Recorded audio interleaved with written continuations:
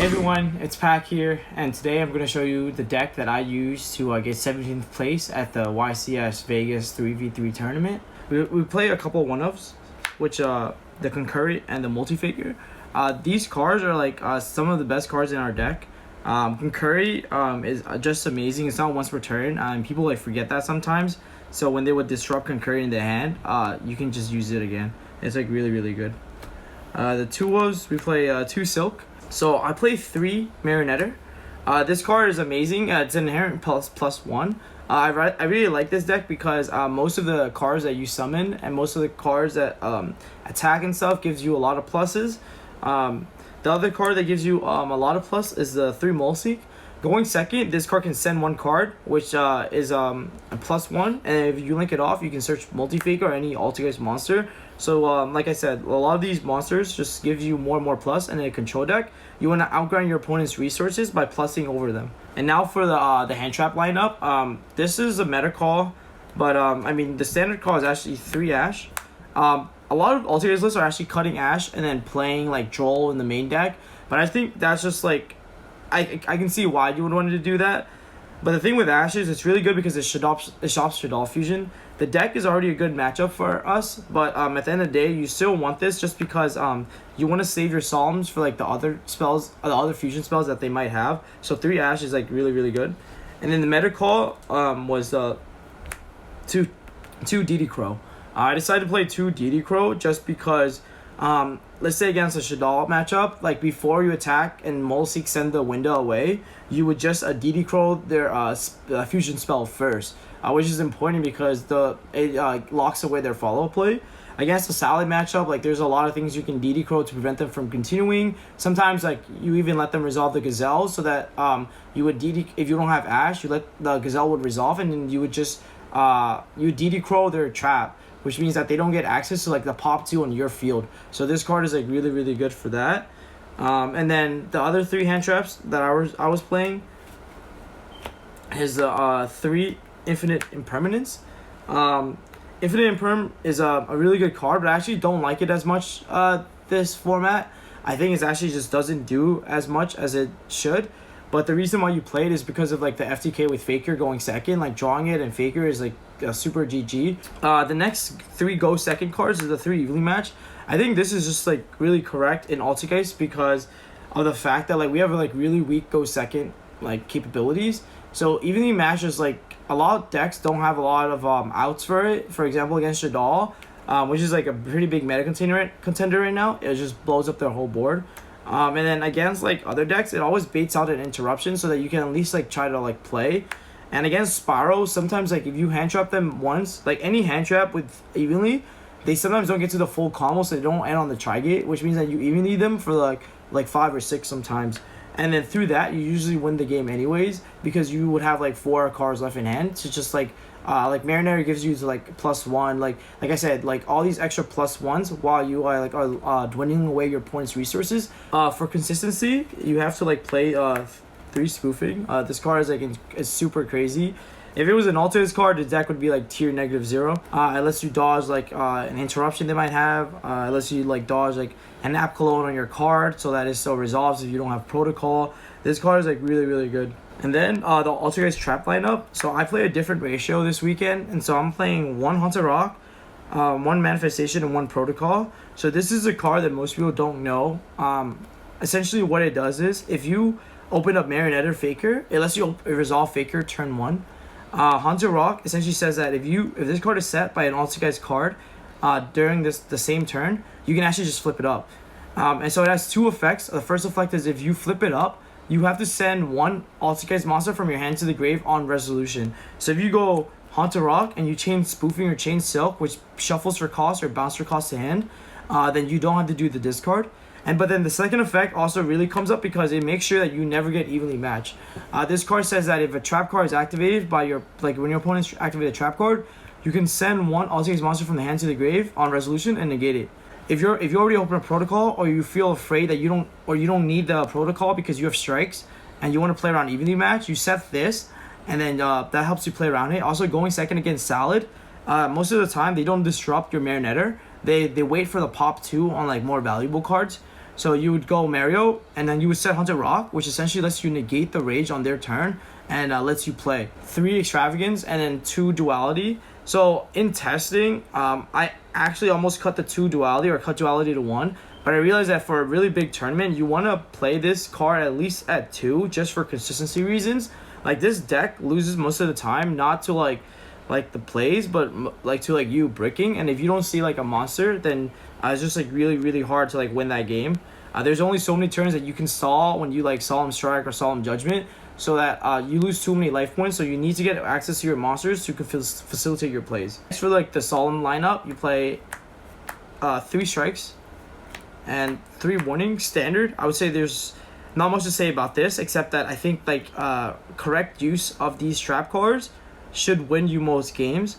You have to keep in mind there's spell speed 3, so there's a lot of interactions you can do to like bait out like negates, or like bait out effects, so that you can then strike them, and then it just ends from there. The chain ends unless they have a spell speed 3 or like a red reboot. So I think that these cards are like really good. On this tournament, I played 1 anti-spell and 1 IO in the main. I think this is like super correct right now, because Geist is a reactive deck, which means that like you have to evaluate the meta, and if you make the right deck building calls on that meta, then you should be able to win most of your matches. I would say that like anti-spell and pure order was insane. You expected a lot of Shaddolls based on like the showings at the UDS the prior week. So that's why like these 2 cards are definitely correct. And it also prevents like a lot of blowout cards like Lightning Storm and Pure Order. I saw that a lot of people were cutting out Twin Twister actually, which I think is actually a better card than Lightning Storm against control decks.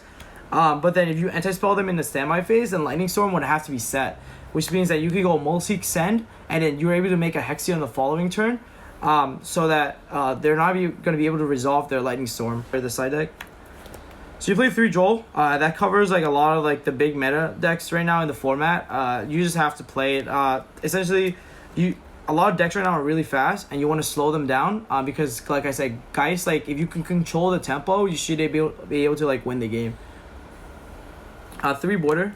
This card is another card that lets you control the tempo. They have to like think carefully and make like plays out this with this most likely using only 1 effect. So against like Salamangreats, or like Orcus, or like this card is like really good against Spiral. It's also really good because they have a really hard time outing this. And then for like against back row decks, I played 2 Storm Dusters and then 2 Lightning Storms.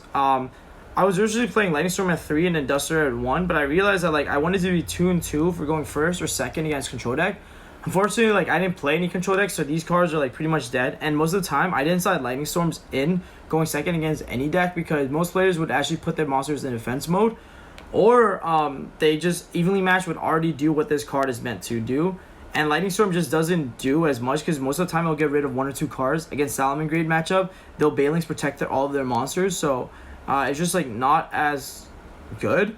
But I think it's amazing against the control matchup, going first or second. You play 2 Red Lotus, and this is just due to the fact that like public knowledge of the hand is like broken.